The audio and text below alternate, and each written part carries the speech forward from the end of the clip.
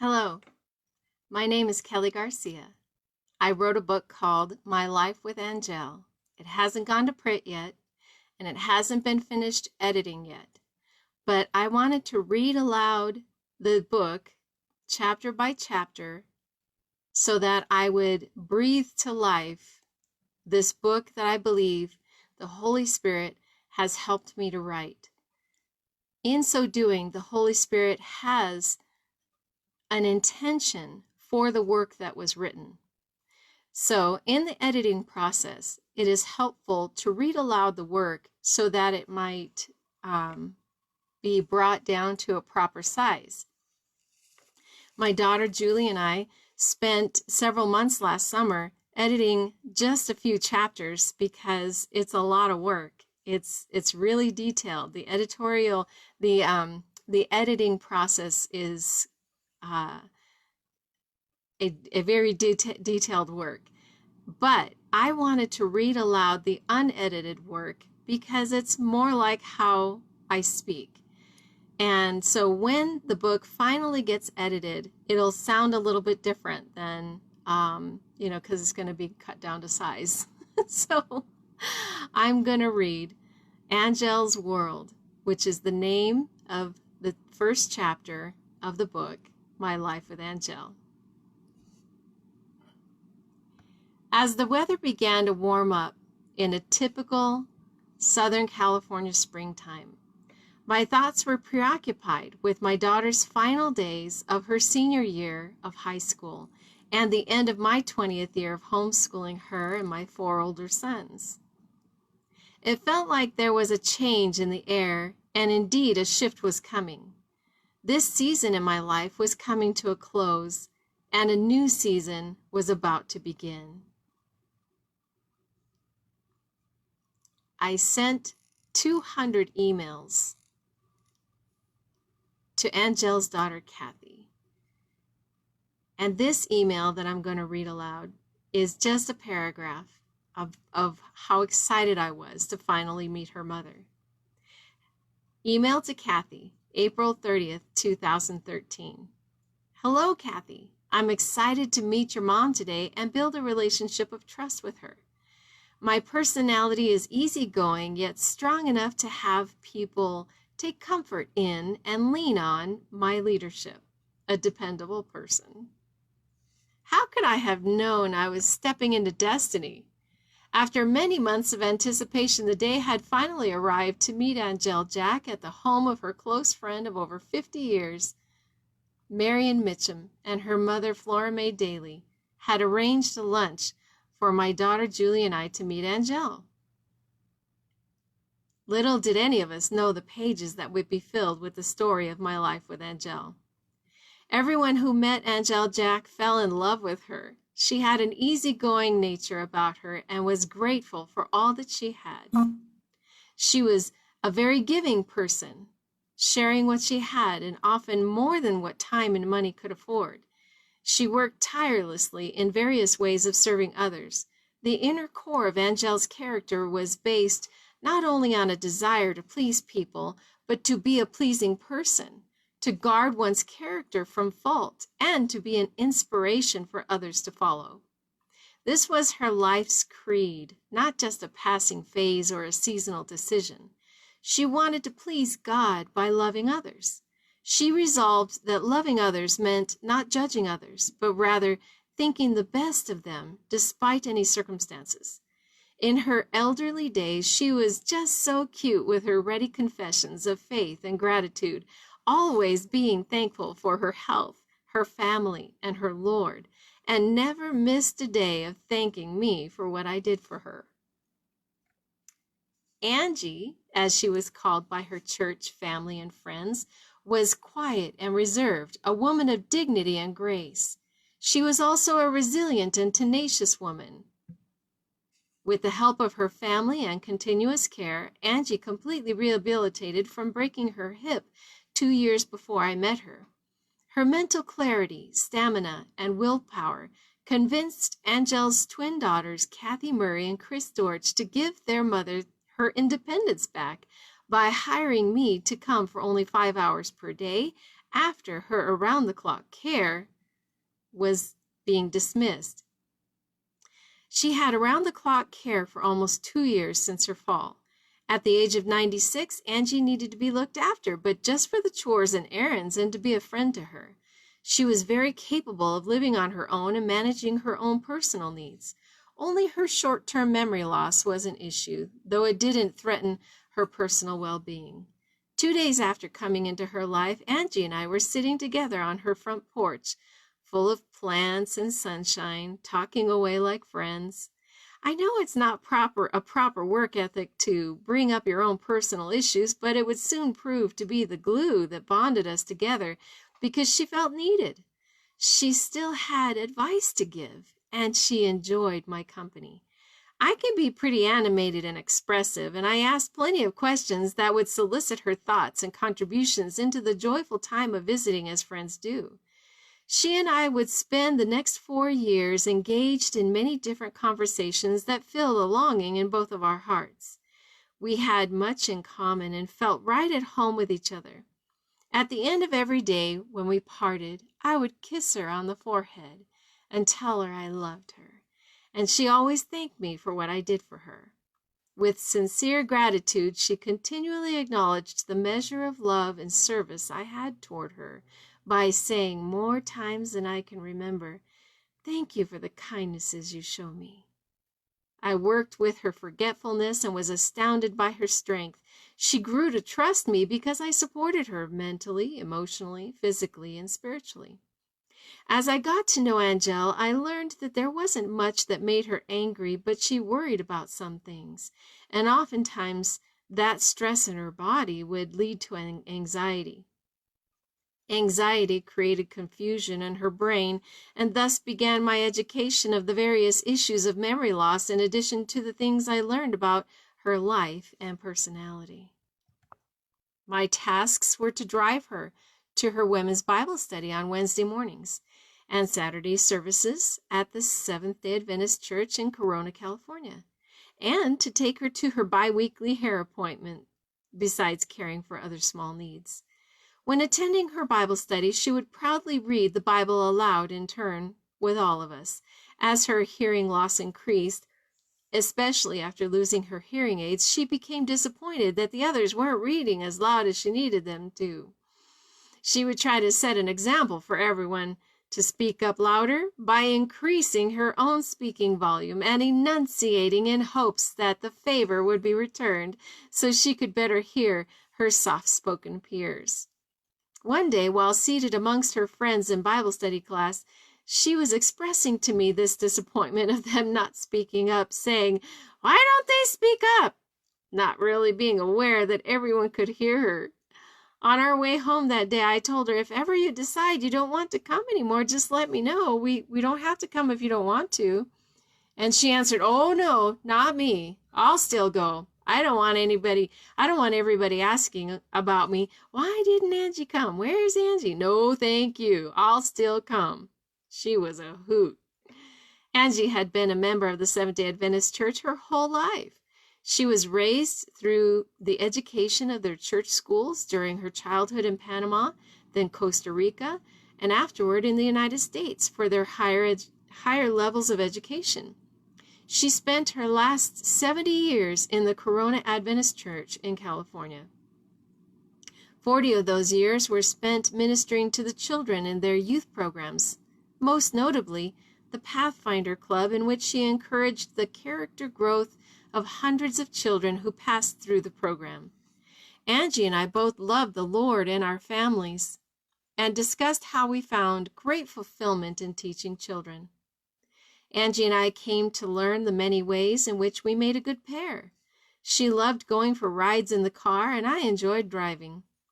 We would hop in the car and make up an excuse to go somewhere, or just drive around the lake talking about many things along the way. We both loved caring for the plants and flowers around her house, though she was mostly just supervising me on how to take care of them, as she had so wonderfully done all her life. She was happy to dismiss me at 1 p.m. every day, being so content to continue living in her own triple-wide mobile home that she owned in Riverside, California, since the 1980s with her husband of 50 years, Robert Jack. He had passed away 13 years before I met her. All of her personal treasures still decorated the home, some of them international. She loved to talk about them with me and any guest who was willing to listen. Her daughter Christine and her husband Randy Dorch took care of the big responsibilities and projects of Angie's home and garden for years. She often told me early on that she hoped the Lord would give her more time to enjoy her home and things that brought her such pleasure. One of the first things that caused Angie's trust in me to grow was how I helped her through her first tough situation early on. She wanted to let go of the remaining caregiver that stayed on to help in the transition from around-the-clock to part-time care. Her insecurities arose out over how to go about that. It seriously jostled her inner wiring. She became anxious, fearful, and insecure over how to remove this woman from living in her home any longer. It became my first education of how stress jostles the brain, how anxiety causes exhaustion, and how confusion causes fear. As she and I successfully worked through the transition that lasted a few weeks, her fears and anxieties eventually gave way to the joy and freedom of being herself in her own home. Every morning when I arrived, Angie would always be happy to see me, and at the end of the day, she was happy to dismiss me. She was so content to have her freedom, the independent joy of living under her own supervision. This lasted for many, many months until she began displaying sorrow at my departures. As her memory loss increased, so did her anxieties. Her emotional balance would fluctuate. Initially, she would happily send me on my way at the end of my shift, and other times she would beg me to stay, saying, "I'll be all by my lone." As her mental faculties diminished, she wanted my company more and more, yet she still wanted to independently live in her own home. Within the progression of dementia was the delightful way her inner Angele would awaken. That's when she had so much clarity and decisiveness, and all her fears would vanish. I loved all of her. I loved how Angie would often call me on the phone when I wasn't with her. She usually wouldn't stay long on the phone, but it was so cute how she would ask when I was returning or just call to share with me something happening in her life. When she was home alone, she would stroll in and out of her home, enjoying her porch, reading her Guideposts magazine. Sometimes she would have the tennis channel on in the background. Unless her favorite athletes are playing, then she would be directly watching the TV. She would work on her Sabbath school quarterly homework for her church services that I drove her to every Saturday for 4 years. The trust placed in me by her daughters afforded us the opportunity to enjoy quite an independent lifestyle. Angie and I had the liberty to set our plans and do as we pleased. We had our usual schedule during the week, but we added joy rides as we were able. Chris and Randy often took her to their home for visits. Their son Jeremy Dorch lived nearby, and when he and his wife began their family, those little girls became Angie's delight. Angie was often invited to go live with Kathy in Massachusetts, her other twin daughter. She saw Chris frequently with their homes not being too far apart, but Kathy's home was 3,000 miles away. Kathy's door was always open to her mother, yet Angie repeatedly turned it down because she loved her home and her church. I encouraged whichever she preferred, but by 96 years of age, she was past the desire to move. She greatly loved her family, but she physically and emotionally felt that a cross-country move would be impossible for her. She said, "You don't understand how impossible it is to make such a change." This sealed forever any question of whether or not Angele would remain in my care. I was happy to keep her comfortable in her own home for as long as I could, and by God's grace we did. We enjoyed many happy days of usual things, which often began with her customary routine of an orange and a grapefruit for breakfast every morning, followed by heading out to the porch for some sunning and general enjoyment of the flora. She loved it when I cooked homemade soup, often hanging out with me in the kitchen to keep me company. She loved helping me prepare meals, juice the fruit, or cut the salads. Her home was her castle. She was so proud of it and ever so thankful for it. She often told me with sadness of how much she used to enjoy taking care of her gardens. I would reply that God was helping her to continue enjoying this pastime of hers by giving her someone who cared for them as much as she did. If I was sitting outside with her, she would begin to supervise me in watering or moving around any of her plants that decorated her porch. She loved sitting on her usual porch chair and on occasion her porch swing if I was available to help her stand up from it, since it was too low to the ground for her to get out of on her own. She guided me in how to trim her rose bushes, and then she would patiently watch them grow and blossom into the beautiful and aromatic blooms that she enjoyed in each season. Her home was a place of peace, and we both enjoyed it immensely. There were days that Angie would spring right up out of bed, and days that she would only stick the tips of her fingers out of the blanket to see if the house had warmed up enough to entice her to come out from under the covers. Once in a while, she would be so surprised that she slept so late, such as one particular Monday morning when I arrived at 10:30 a.m. and she was still in bed. I came in and I was greeted with her shock of hearing what time it was. She kept going on about it, but I told her it was perfectly okay to have a sleep-in morning. This happened more than once. I cheerfully encouraged her with, "That's what retirement is for." But she would be so concerned that she would carry on about it. Within moments she was off to the restroom, then came out of her room fully dressed, heading for the breakfast table. Getting up late set a fire in her to jumpstart her day. That was who she was and how she perceived life's responsibilities.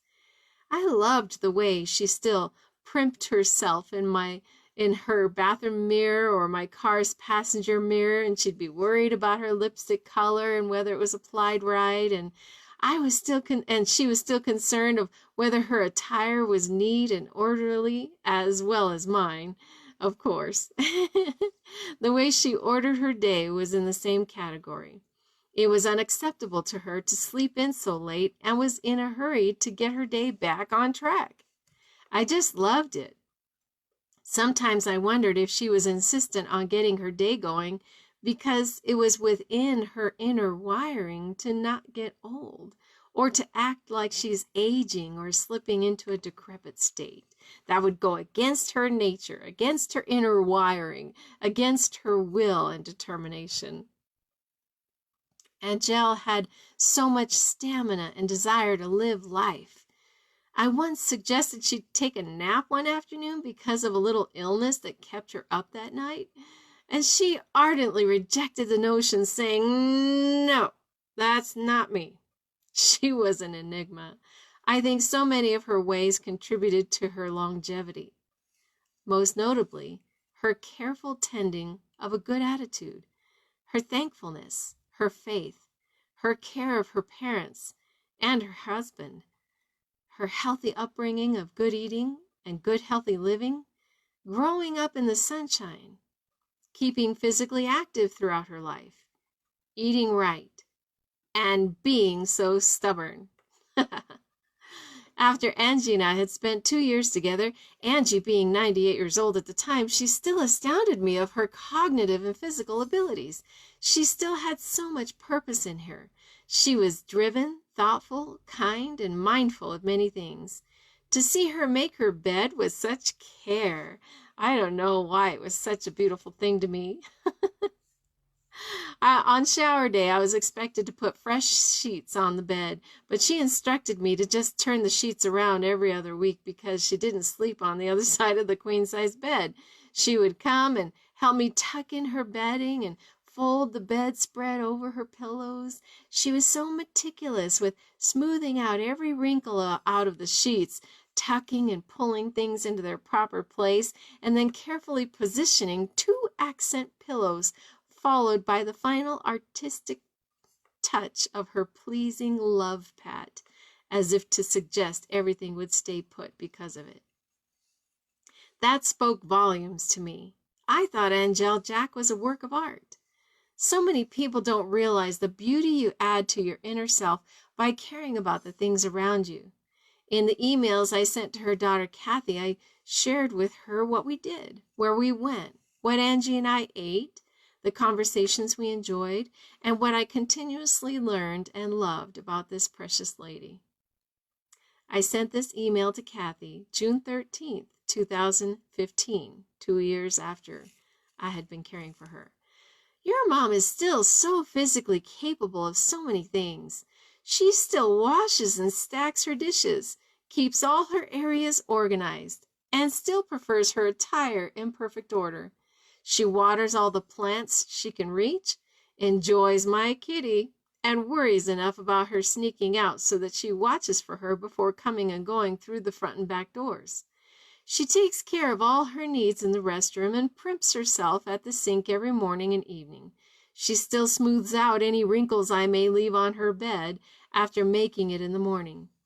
She forgets plenty of things, repeats everything, but remembers everything about the kittens at Marion's house.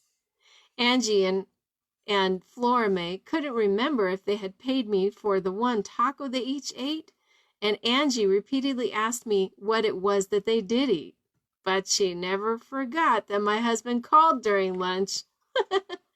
She was always so excited about any time I spend with him, and eagerly looks forward to the report when I return from any such occasion.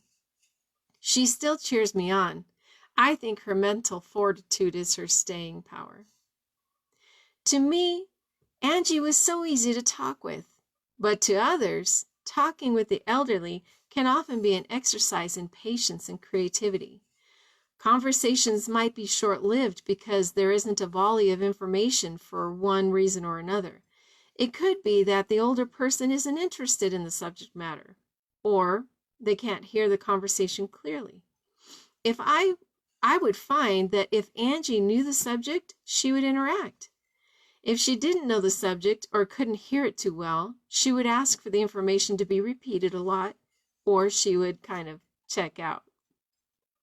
This would make others think that she couldn't hear them, when in reality she could, but she didn't want to let on that it was her cognition that was lacking, not her hearing.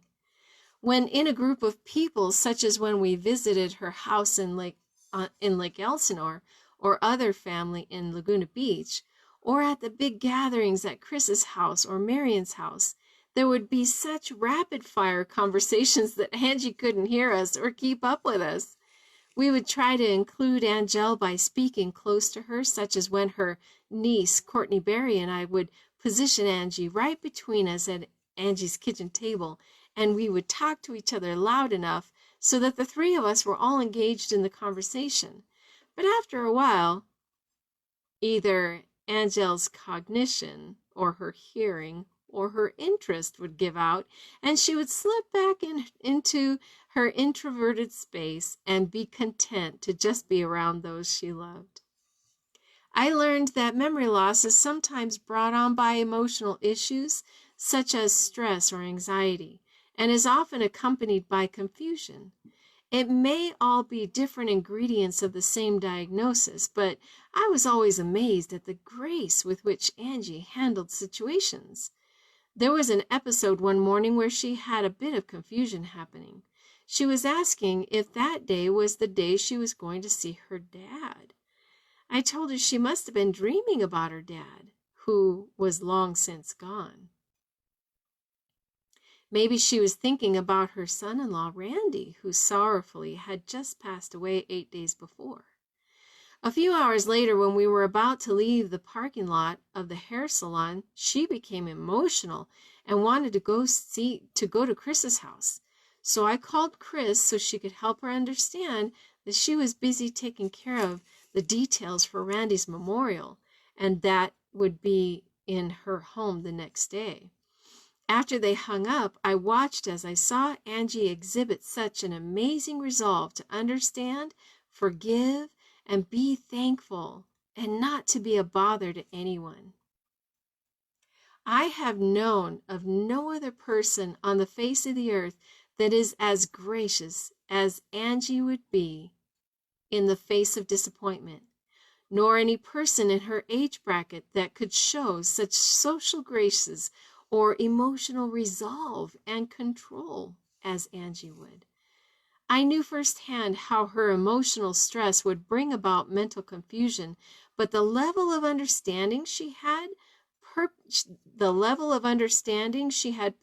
purposely maintained throughout Randy's health decline and passing for Chris's sake was truly remarkable and self-sacrificing.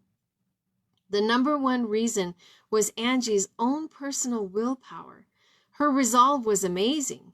She may have been losing her memory, but she still worked herself through her problems. Angie loved going places with me. I took Angie to my apartment in Redlands and put together some homemade enchiladas and tacos for her, my husband Tim and myself. We eat together. She appreciated the special meal that we all ate together. Tim and I hung a few pictures on the wall, and Angie began brainstorming on balance and proportion that would best complement the choices of decor.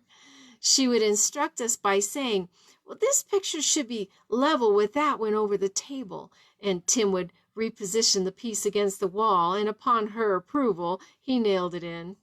Then she contributed some well-thought-out design options for what might go well on the left side of the picture, since the bookshelf was on the right, somewhat dividing the living room from the kitchen. She suggested 3 to 6 small frames arranged just so, which would best complement the larger piece. I was loving it. This was the gem of creating so many different atmospheres for her. I enjoyed giving her various kinds of mental stimulation because it would help her to contribute thoughts that are outside of normal conversation. I might have gone batty with the same conversation every day. Angie and I went to the Redlands Market Night a few times, where an entire street in downtown Redlands gets blocked off every Thursday night year-round for vendors of all kinds. Someone from Calvary Chapel of Redlands set up a booth at Market Night every week for evangelism. When Angie came with me one time, we first enjoyed eating freshly popped kettle corn while watching a visiting orchestra. Afterward, we made our way over to the evangelism booth. Watching people go by, which Angie thoroughly enjoyed, it was fun watching people together. She was delighted and asked me if I enjoyed it as much as she did. I never did get the chance to talk with anybody, but Angie did. There was a couple strolling by with infant twins, so I asked if they wouldn't mind coming closer to let Angie take a look.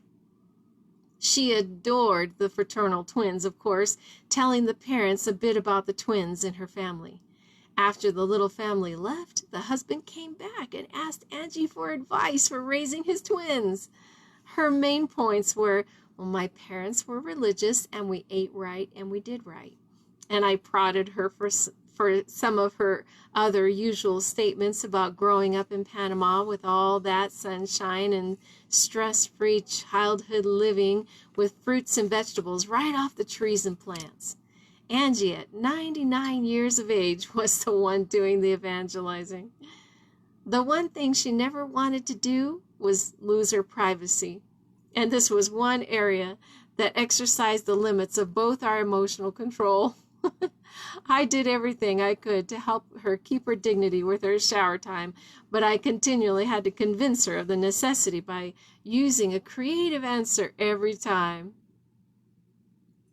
Being a little cheeky kind of helped, and sometimes it would help her to think about the necessity. And one time I wrote a note, but the next morning it confused her because it read, "Tomorrow is shower day. Be nice to Kelly. She loves you." And when she read it the next morning, it confused her, thinking that tomorrow, being Saturday, would be shower day. And it really was a struggle. but she was so gentle toward me. And since she had a gentle spirit, her refusal eventually dissolved into a puddle of regret and acquiescence and the frequent declaration about her modest self. And she said, "My mom would be shocked to see me now." I took up telling her how proud I was of her or how wonderful it was that a friend would help her with this instead of a stranger at a nursing home. Oftentimes I answered her refusal with, "Well, I'd be shocked if you actually said you wanted to." Nearly a year later, after another successful time, we were willing to engage, and I told her how brave and courageous she was because she had to endure the pain of being cold as well. I made the water as warm as I could, but she was still chilled by the moving air. It was a lot of work, and it made her tired as the years wore on. She said various comments about having to commit herself to the Lord to go through the embarrassment and how a good attitude helps her to endure it all. I remarked on her willingness to adjust her attitude so that she would retain the same heart coming out of a situation that she went in with. Because, I said to her, if you have a bad attitude in the middle of the situation, you won't come out with the same heart. So I told her she was brave and had a lot of courage. In those 4 years, Angele and I shared together. We had various conversations like this one that embedded themselves deep into my own heart, because I too was needing to be brave and courageous about something in my own personal life. The Angele I met in May of 2013 was a quiet, sweet, elderly person with a need, but who I came to know was a strong woman of faith whom I admired and loved. My daughter Julie was 18 years old when she met Angie, and there were many days that she accompanied me in helping Angie or came to visit Angie after going away to college. I remember after Angie had passed away, Julie had said this and wanted this to be in the book, that she wrote these words: "My mom was Angie's caregiver for 4 years. We met her when she was 96. That means I didn't know her as most of the people knew her. I've heard many stories, but I didn't get to know her when she was a girl. I didn't know her when she served tirelessly in her church. And I didn't know her when time began to take its toll. I met 96-year-old Angie. When meeting old people, it's common to think things like, well, they need to be cared for, they're fragile, they're going senile, etc. You don't expect Angie. Everyone else at the memorial had already said many words that speak of her character. I just wanted to say that even though I only knew Angie for a few short years, her person still spoke volumes to me.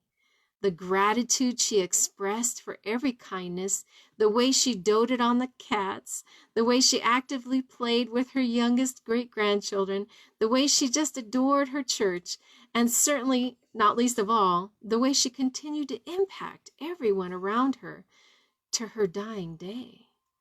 Angele Jack was an inspiring woman. I want to be just like her when I grow up, is what my daughter wrote. Angele was my teacher. I indeed was serving her, but I never stopped learning from her. I was always amazed at the stamina this woman had. I teased that it was as if she had 9 lives in her back pocket and she just pulled out a new one every 5 minutes, because she was always refreshed. But in late November 2016, her breathing became labored. I expected her to just want to sit out on something, and she never did, ending even up to the end of her long and lovely life in June of 2017. She never said she was too tired to go anywhere with me. That November, we drove out past Palm Springs to have lunch with my friend who was moving out of the state. Although Angie loved the 2-hour drive out there, she was initially quiet among my friends because she wasn't acquainted with them. With her social graces always intact, though not always accurately assessing the situation, she felt like she was imposing upon them by coming to their home for lunch. But after their show of affection and words of appreciation for her joining them, Angie blossomed. Her countenance completely changed from worry to welcome, and many words began to flow out of her heart. It was all the affirmation she needed to open up and share her wisdom, which everyone melted over. They all began to see the Angie I knew. As her speech was in progress, I pulled out my phone and began recording what remained of all her sage words in that moment. The Lord brings other people into our lives to make us better, Angie said. I heartily agree. We just never know how the people God brings into our lives are for the benefit of both of us.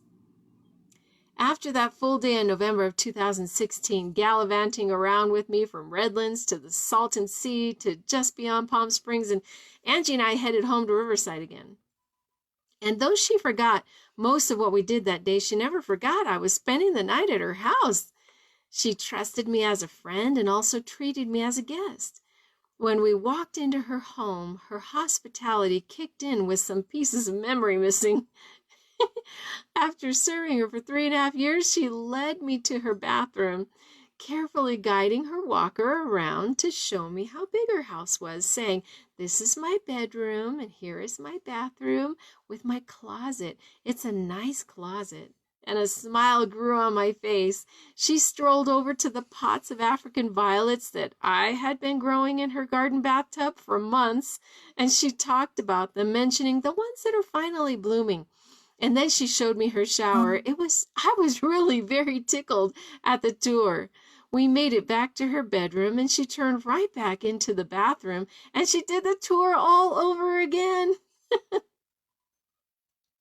She told me to make myself at home and asked me many times if the bedroom up front had enough blankets for me. After she declined any help I offered for any needs she may have in getting ready for bed, I was her guest after all, not her help. She insisted that I come sit with her in the TV room, so I grabbed a journal and sat on the couch. She looked at a few things until she fell asleep, soundly, for an hour. When I got up, she woke up. She had a small conversation about going to bed, and then she headed off to her bedroom in the back of the house. This adorableness was stirring my heart. I was feeling quite poetic and thought to write Kathy a little email, so I grabbed my computer and went to the front room of the house that had been my customary place for retiring. There was a couch where I had been journaling or writing Kathy's email for years. After I had begun writing, with all the lights out in the center of the house, I heard the wheels of her walker rolling across the hard floor of the front entryway. Angele appeared in my doorway to ask again, "Do you have enough blankets?" and other questions to make sure I had everything I needed. Sweet, sweet dear. She was melting my heart with such hospitality. I assured her I had everything I needed, so she returned to her room. Moments later, I heard her walker wheels roll across the floor again. This beautiful hostess surprisingly reappeared in my doorway, wanting to know if my bathroom had enough toilet paper, because if it didn't, there were extras in this closet right here, pointing to the closet, and there are towels if I want to take a shower. I couldn't stand it.